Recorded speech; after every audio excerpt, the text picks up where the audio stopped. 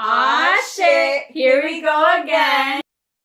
Welcome to the Sloppy Book Club podcast. I'm Jenny. And I'm Celese. And welcome to season 3, episode 2. I still can't believe we're on season 3. Like, it still throws me off. So for this week's episode, we are going to do like mini reviews of 2 books that we read over the summer. Jenny's going to do one. I'm going to do one. And we're just going to do mini reviews where we don't want to spoil anything. So these are going to be like short and sweet. So you're free to stay. Yes. So we are going to play a little bookish game. We're going to tell each other what our bookish kind of like icks are or turnoffs. And I'm going to see if she agrees with me, and I'm going to see if I agree with her. So this should be fun. Because like we said, we feel like this episode is going to be kind of short and sweet, unless, I go crazy and go on a tangent. So we always say it's going to be short, and then it turns into like a 45-minute. I know. We go off the rails a little bit, but that's fine. It's always fun. All right. Are you ready? I'm ready. Okay. So my first like ick or turn off is when the female main character's whole story centers around her love interest. Like, I need her to be doing other things. I don't need her waiting around for, her white knight all about save her. Yeah. Or like changing for love, like those kind of things. Just like, I'm like, ugh. I feel like I would agree. I don't think I've read anything that sort of goes along those lines. Or maybe I haven't, I just overlooked it. But you talking about it, I think I would find it kind of gross. Yeah, I'm just like, no. Come on, girl. And it doesn't matter like who she falls in love with. It's just the whole thing of just like it's setting, like that's the center of the whole story. Yeah. Because we want that. We want the love. We want her to fall in love, but we don't want her to just be all about him or her or whoever. Right. I agree. All right. So mine is, and I actually only thought about this because I just started reading a book and I DNF'd it on like page 5 because I realized. So it is when it's a dark romance and they're in high school. They're 18, but they're in high school, like getting ready to leave. So like I've read a couple of books like this that they're like high school, but they're sort of like they're like an elitist type group. They're rich. They're more mature than regular people, right, so to say. So I just read one like this. I forget what it was called. It was like Tryst something by Penelope Douglas, and I just couldn't do it. They were like in kind of her thing. Is it? Is she the one who does Credence or something like that? I think so. I think she did Punk 57, Credence, and Birthday Girl, maybe. I think those are like I've seen her books around, and she's very like mixed reviews, and I feel like that's something like I learned about her. Like they're usually like young kind of characters with like adult. Yeah, I don't like that. Yeah, but like they're in school. Like they're actually in school. Right. But then again, I love Twilight, and he was like 107 and she was 17 when But it's not based off of that. That's not the center of the story. True. This one, it was definitely the center of the story.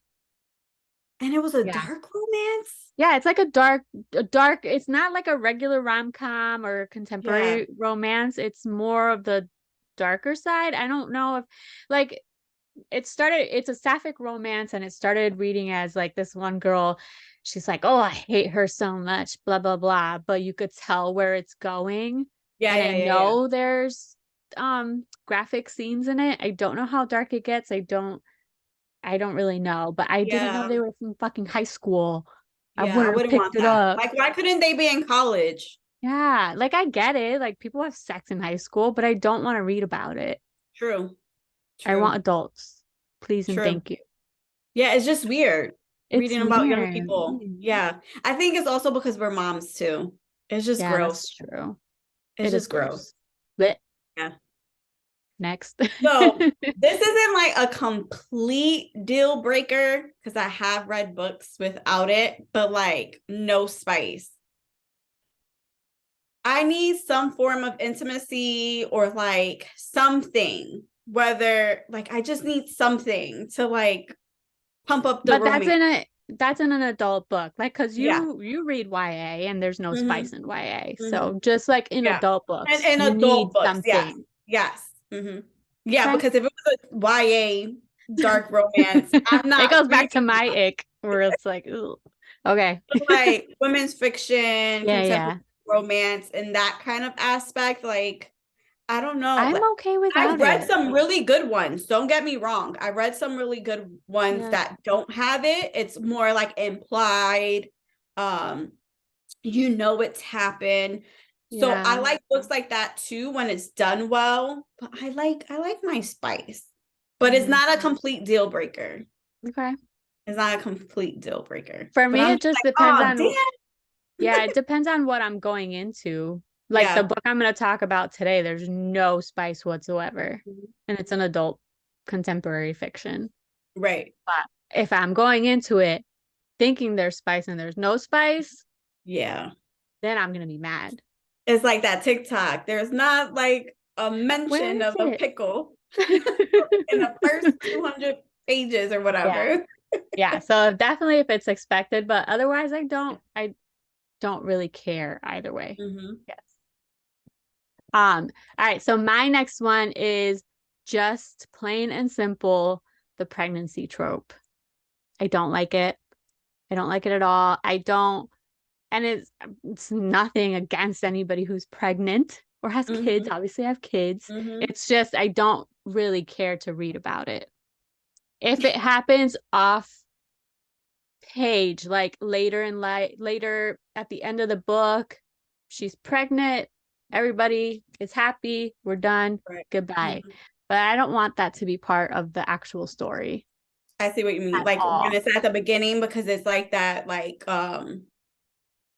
what is it? Surprise pregnancy kind of thing. It's like, oops, and now they're like forced to be together kind of thing. I don't want that. I don't like that. I think that's bleh.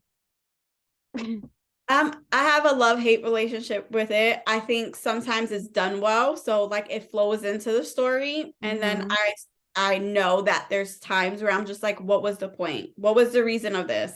So I get it. I get why not a lot of people, and a lot of people don't like it. Yeah. That's a big one. And I want to find a book that has it that I love. Like I want somebody to recommend a really, really good book with it in it so that I could try it, because I don't read them. I think I read like one that kind of had it a little bit, but it was not a main character. It was like a side character, but it wasn't a big deal. I want to read one that has it to see if I would actually hate it. Right.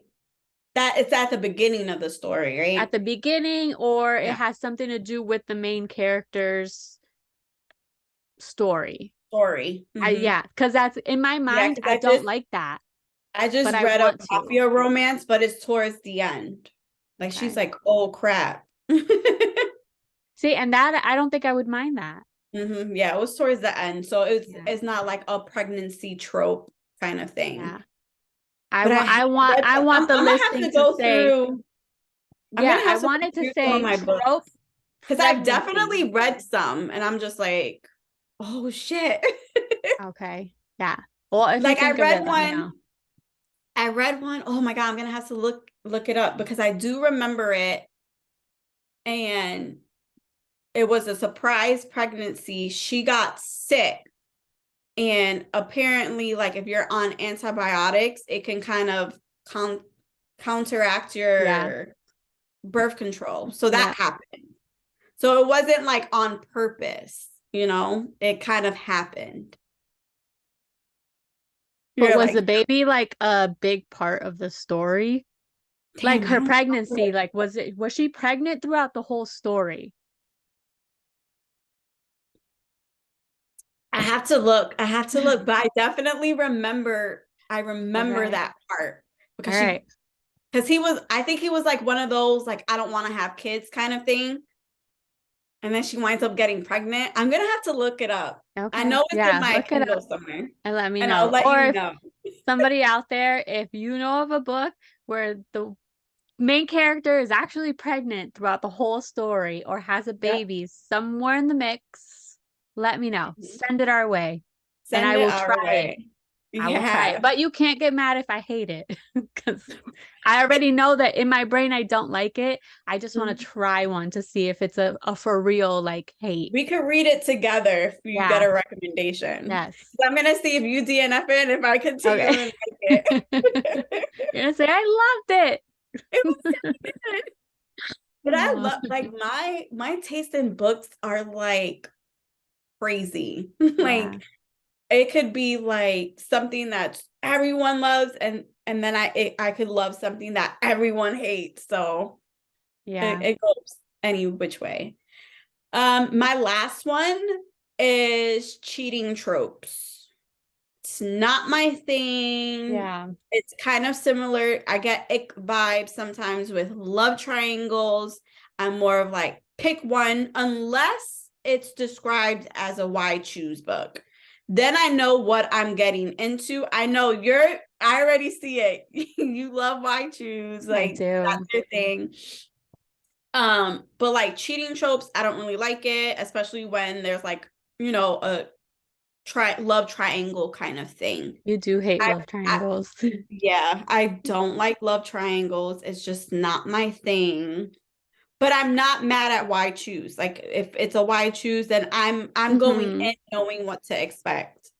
But when it's just like they cheated and it's because she likes two different people or something, I'm just like, why, girl? Why you did that? Or why him, you know? Why did he do that? I could see the frustration. Yeah. That's the only thing. Even though, well, I guess we've talked about it, but Every Summer After is one where it was done right. Yeah. In my opinion. Yeah. I didn't mind that well. It was, and that one threw me for a loop because I was not expecting it. But yeah, that's my last one. Okay. So my last one is a favorite of a lot of people, and it's bully romance. But it has to be a bully romance where it's, for me, the bully is non-redeemable. Like if they do things that I'm like, there's no way in anyone's right mind that they should be accepting that, then I'm like, no, it's a no-go. I agree with that. Yeah. Like I like, it's more than an enemies to lovers kind of thing. It's like, I get it, because The Cruel Prince is kind of like a bully romance a little bit, where he's more like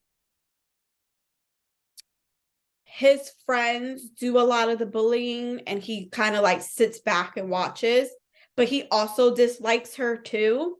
But he's never outright, if I'm not mistaken, done anything physically to her. It's more like verbal and like emotional kind of thing, which was something else that was hard for me to read with The Cruel Prince. Like I thought it was okay. Everyone says it gets better, but it's just like, I don't see everyone's fascination with this book. And I think it's because book one was just like the beginning of everything. So like you kind of have to move on. Yeah. But I don't know. I felt like that one was a little bit like a bully romance. Obviously, The Cruel Prince, it's in the title, so I get it. I mean, I love that kind of stuff. I love like the angst, you know, like that tension, like, oh, he hates her or she hates him, and then they start to fall in love. I love that. But if there's like no, like that one that I DNF'd in January, I don't even remember what it's called. I got the book from a Polycon, and the guy kidnapped her, beat her, and then Oh, you she remember? like she didn't die, but she like was pretty out and was doing CPR on her while he started doing things to her. Like that's non-redeemable. Like Yeah, that's yeah, taking it yeah. a little too far, motherfucker. Right, right. That's a little Especially too if far. she's But unconscious. Like, that's like I'm a not okay bully with that. romance. That's a bully like so you know they're gonna end up together because it's a fucking romance. Like no, no, no. Yeah. That's too No, much. that's not, no. Yeah. Mm-mm. That's too I like it much. to be a little close to the borderline, but not quite there. Like, I'm gonna throw you on the bed and we're gonna do Yeah. stuff. I'm I'm not gonna gonna hit knock you. you I'm gonna hit unconscious you, and but then not do hit you. something to you. Like, that's where I draw the line.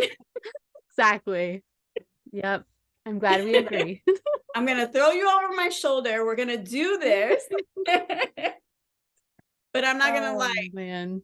I don't know, Yeah. beat you to a pulp and then be like, No. oh I guess yeah. maybe I guess maybe like I like the dominant Mm-hmm. personality. I like the Yeah. dominant trope, but Yeah. I guess I don't like bully romance.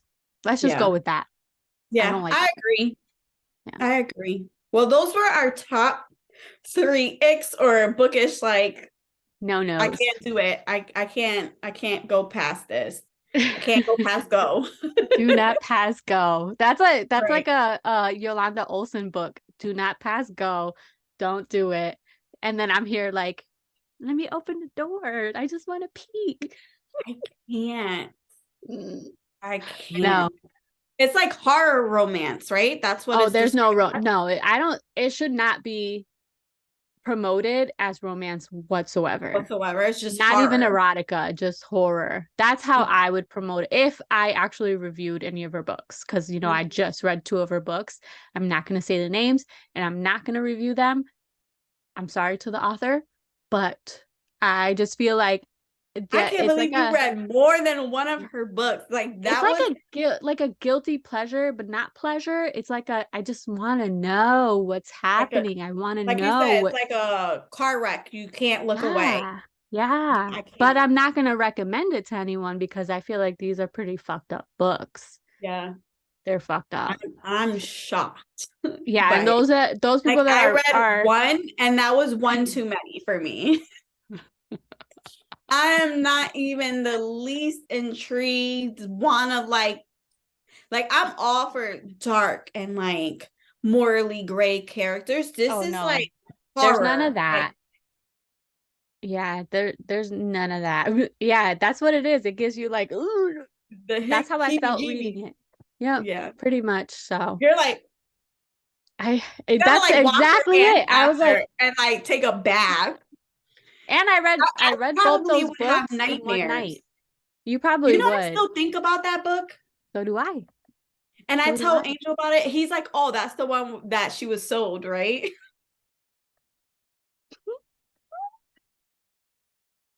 My God. I don't know. Yep. You I know told him book 2 is out, right? You know that, right? probably. Yeah. I have not looked her up since. I have not. I have not. Oh That my is a line God. I can no longer cross. Like, that's I it. couldn't help myself. I was just like, you know what? I'm gonna give it a shot. And then I ended up reading 2 books in one night. Yeah. 2. I would have nightmares. You crazy. Well, I was at work, so I was awake. Mm-hmm. Yeah, but you still have to fall asleep eventually. Eventually. I couldn't. Yeah, I'm never But gonna yeah, forget about I her mean, books. like, she has a following. She So does. People love that shit, but people need to stop recommending it or not recommending it. They need to stop promoting it as that's any a type of romance. romance because Mm-hmm. it's not any type of romance. She doesn't even promote it that way. Mm-hmm. So She's a yeah, genre all her own. she really is. Like, I She's don't know special. any other author who has like books like hers. I'm sure Same. there are. Oh I'm yeah, sure there are, definitely. but it's like she's one that I've heard about, and like I remember there was like a whole TikTok thing in relation to her like books and stuff. So yeah, it's just so intriguing. Like it's like, I do, and maybe I shouldn't say this. It's like when you want to find out what's in a serial killer's mind. Like, when you watch documentaries and you're like, what are they thinking? It's the same thing. My mindset is like that with her. Like, how does she come up with this shit? Like, what goes through her brain? Yeah. And she has a lot of books. Yeah, she does. And they're not bad. Like, she actually writes really well. The writing is done really well. It triggers emotions in you, whether good or bad or whatever. Like, you get a reaction from her books. You're gonna get a reaction. Yeah. But yeah, that's a whole different thing. It is. Right. Let's go to our mini review. Moving on. This turned into a Yolanda Olson review. I know. Oh my God. All right, our mini reviews. Do you want to go first? Sure. Or I can go first? So the one book that I chose, and we just picked a random book that we wanted to talk about from the summer. And the one that I chose is Familia by Lauren E. Rico. And I just wanted to show off my mug because she sent this mug so with the cover on it, and it is so freaking cute. And the drink that I have today here is part of something that she sent as well. It's a craft mix strawberry mule. So I made it. It only makes a little bit though. Aw. So double the next. Oh, because she gives you like it's just one packet. Yeah. Okay. But I haven't tried it yet. Like 220. I need to fill the cup. Oh, that's pretty delicious. That's really good. Have you ever had a what is it? Moscow Mule? Yeah. That's like Mike's favorite. He always gets that when we go out. So is it supposed to be like similar to that, or it is supposed to be similar, but it does not taste at all the same. Okay. This is really good. It's pretty delicious. You said a strawberry, right? Strawberry, yeah. It tastes like those candies with the powder and the white stick, and you're supposed to like lick it and put it in, and you get like the powder. Is it Fun Dip or something like that? Yeah, something like that. But that's what it tastes like. Okay. Very sweet. Like candy. Yes. That's a problem. Maybe that's why she only gave one packet. Exactly. It was like, I'm not trying to get in trouble for this. No. But I'm going to have to try to find that because it's really good. All right. So, Familia, it is a contemporary fiction and it's set in Puerto Rico. So like I mentioned in our previous episode, I saw somebody talk about it and I immediately fell in love with the premise of it. So I got the ebook and I read it, loved it. So it's about this young woman, Gabby, who works for a magazine company, and she's a fact checker. So she just gets the stories, makes sure that everything checks out. They've got all their resources, things like that. So, but she wants to be a writer for the magazine. So her boss one day is like, hey, I think we should do this genealogy test, like the ancestry stuff. And see if we can get a story out of it, because a lot of those have been like really good for people, but they've also been like ruined families. Like people have found like siblings that they didn't know they had, things like that. So he's hoping to find some kind of story. So they get their results back and she sees hers and it says that she's got a 50% match with some woman. So it says like, you have a sister out there. So this woman messages her and she was like, oh my God, I can't believe it's you. I'm your sister, blah, blah, blah. So she's like, that makes no sense. I'm an only child. My parents passed away, so she can't ask them. And she has no cousins or anything. It was just her parents and her. So she's like, there's no way. I have pictures. I have a birth certificate. You're mistaken. So she's Italian and this girl's from Puerto Rico. So she wants to write this story about how the genealogy team fucked up pretty much. Okay. So her boss is like, no, you're not experienced enough. you're our fact checker. Why don't you try smaller pieces and then we'll go from there? And she's like, but this is my story. Right. So I'm going to write it. He says no, so she quits. And she ends up going to Puerto Rico to meet this woman and try to figure out where the fuck up was, why, and who this baby or woman is she's thinking is her sister, because her sister was lost when she was a baby. So she heads over there, and this woman tells her the whole story about how her little sister was lost, kidnapped. They don't know anything that happened. She had gone to the bar with her dad one day. Her dad left her on the side, and when he came out, she was gone. So the first half of this book, I don't want to say anymore because this is an arc, and it comes out in December, but that's like where pretty much I have to get this starts. Book. You're going to fall in love with this book, I promise you. So that's just like the first part of the book, and then it really starts with her getting deep into this investigation of this woman and her family and who this baby is and what happened, whatever. So I hate multiple point of views. Like more than 3 point of views, it's like there's a little too much. This one has a ton. But it works out perfectly because it's not like, I don't know how to describe it. So like multiple, you know how there's like secrets and you get like foreshadowing or whatever. So there's like none of that. But when you're reading a part of one person's story, you get a little bit of a story, and then you get to the next person, you get a little bit. So in your brain, you're like, oh, I remember they said that, and you're trying to piece like all these little like threads together to make this one story. It was so good. You feel like you're investigating along with these two women who one is like super like sad and like trying to like pull her in because she's like, I know you're my sister, there's no way you're not. And then you have this other girl who's like, there's no way I am your sister because I'm an only child and I live in America, you live in Puerto Rico. I need to know, are they sisters? I'm not gonna tell you but obviously, but I bet that's like your whole like hope. Yeah, pretty much like the entire way you like want this to happen. You're just like, oh my God, they're so perfect. You get like they're almost like a sister banter. It's like you feel that for them, but you still don't know because you'll get like a point of view from someone and they're telling you certain truths. And then you're just like, well, there's no way she's her sister then if this happened from their point of view. And then you get a whole another story from like that same moment from someone else. And it's like, what the fuck? It is so good. I wish it was already out because I would just tell you the whole story without you having to read it because it is so good. It's engaging, it's emotional.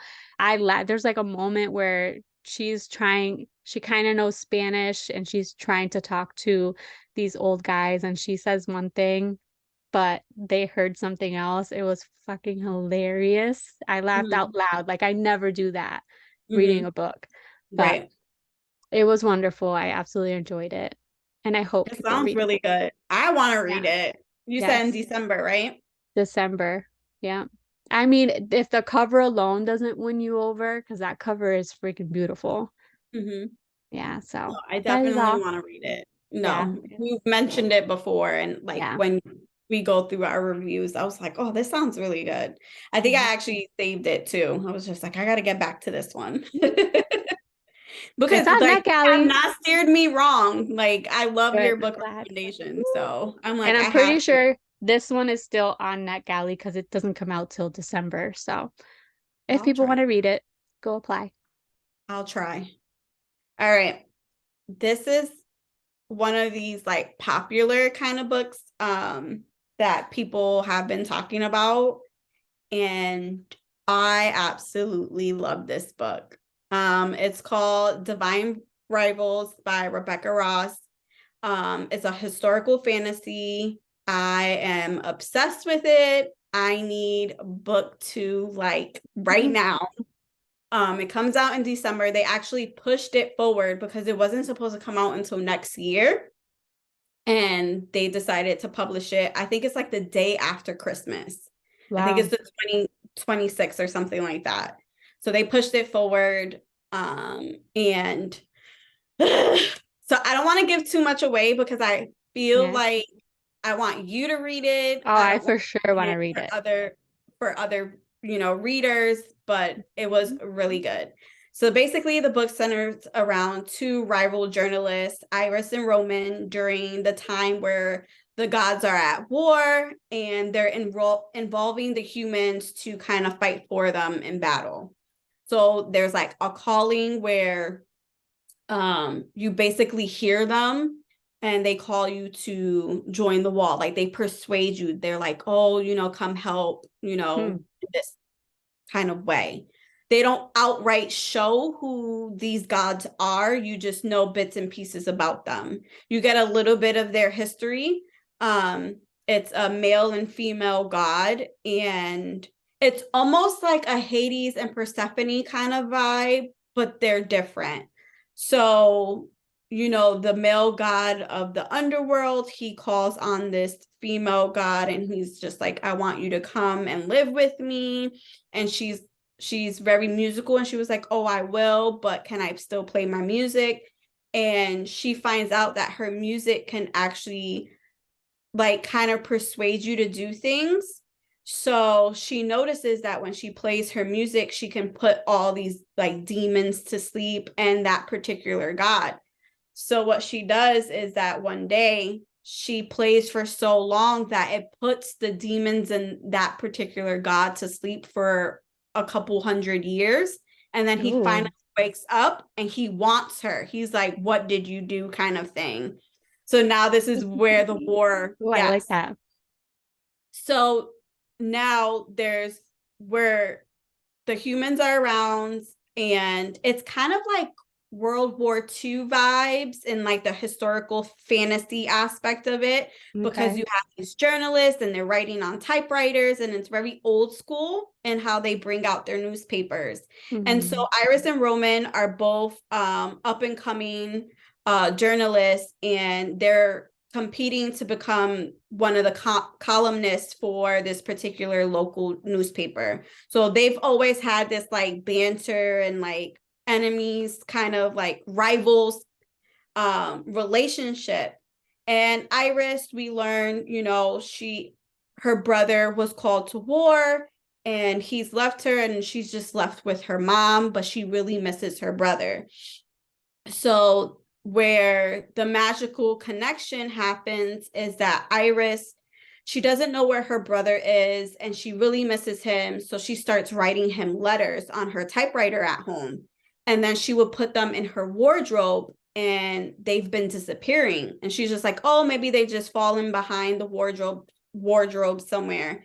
And then one day she gets a letter back and it says, this isn't Forrest, or I'm not Forrest, which is her brother. So she's just like, wait, what? So it's like this anonymous like pen pal kind of thing, but we know that the letters are actually from Roman. He's getting her letters and he starts writing to her. So they become like these like kind of pen pals and they kind of like letting each other know how they're feeling. But the only person who really knows what's going on is Roman. And then something tragic happens with Iris and she decides to leave and go to the front lines of the battle, like, to war, in hopes of finding her brother. And Roman follows her because he finally wants to let her know who he is, kind of thing. And that's all I'm going to say. That's exciting. I want to read that.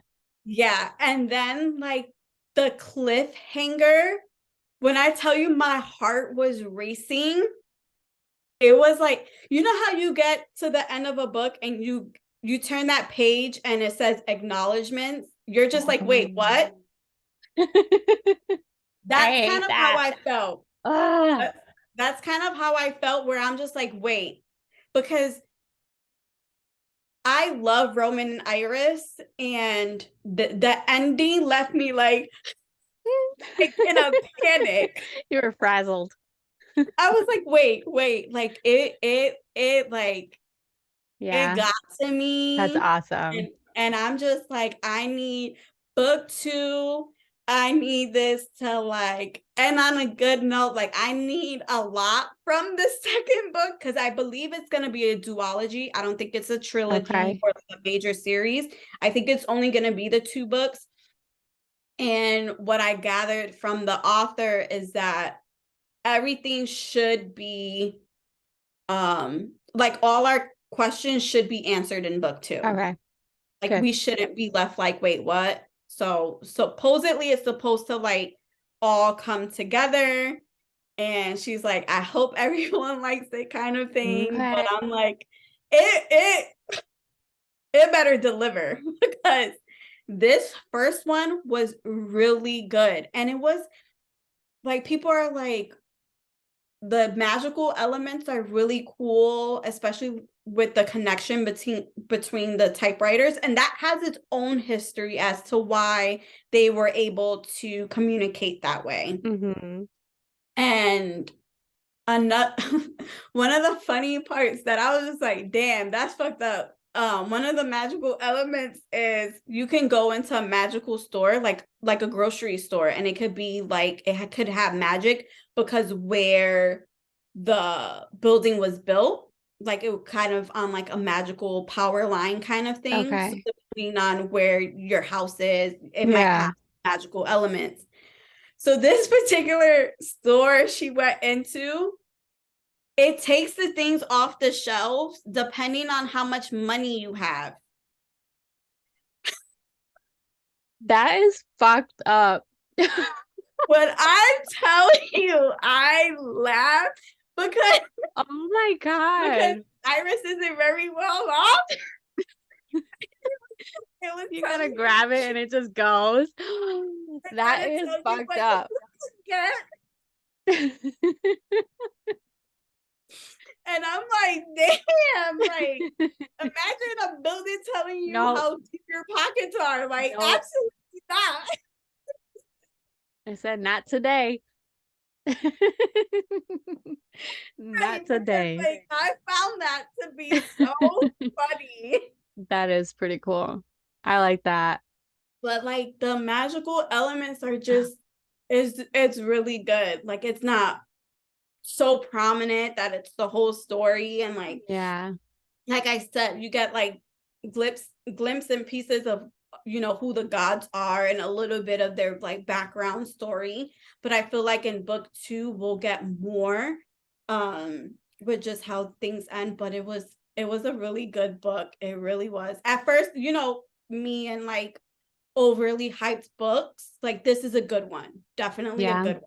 And it's not anything that I've ever read before, which I really enjoyed. Like I said, like it kind of had like that Hades Persephone vibe just because of like her coming down to his like kingdom and stuff. But it was really good. Nice. I'm definitely gonna read it. I think now that I know the second one's gonna come out in December, I might wait till like November to read it. Yeah. So that I'm not mad. Yeah, you don't want to wait either. No, I don't want to wait. Because waiting sucks. Yeah. I think really about it often. It's one of those books where I'm just like, please don't disappoint me. It's almost like, you know how like it has to end well. It has to. Maybe I'll wait till you read the second book. No, it's if the first one's that good, the second one will probably be pretty decent. I'm definitely getting it. Like, I'm not even going to like wait. I think I already pre-ordered it, but I might just pre-order it and then I might still get it on Kindle so that I can read it before the book comes. I'll probably be up at midnight when it drops to read it. I've done that before for certain books, so I don't mind doing that again, especially because I'll be on winter break too. So it might be a nice little distraction. But yeah. It's awesome. Cool. I'm definitely going to read it. I have it on my list already. And that was my mini review. Okay. That was a nice, quick episode. I know. I did good. Good job. I'm learning. But yes, that is it for season 3, episode 2. Again, it was just our little mini reviews of 2 books that we read over the summer that we really enjoyed, and we hope you give it a try. Yeah. Thanks for joining. Bye. Bye.